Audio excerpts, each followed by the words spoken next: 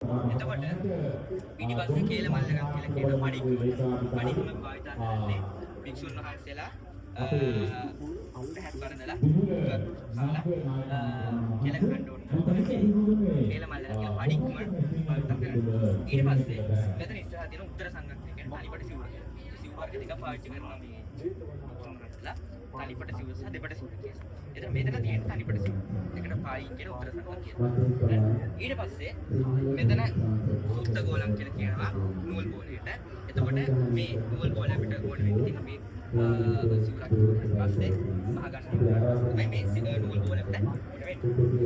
එතකොට මෙතන දැන් තාම්බූල පච්චි කියලා පාලියෙන් කියන ඒ කියන්නේ දැහත් පට්ටියට ඒ කියන්නේ දැහත් බුලත් පිට ඔක්කොම මේ දැන්පත් කරලා තියෙන මේ.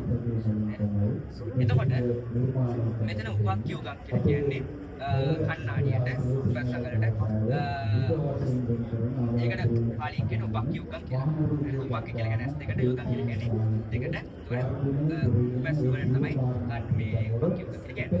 ඊළඟට මෙතන උඩක සාටකම් කියලා එකක් තියෙනවා. ඒ කියන්නේ නාරකඩී කියන වික්ෂුන් වහන්සේලා දැන් පහසු වෙන්නේ කියන්නේ ආදී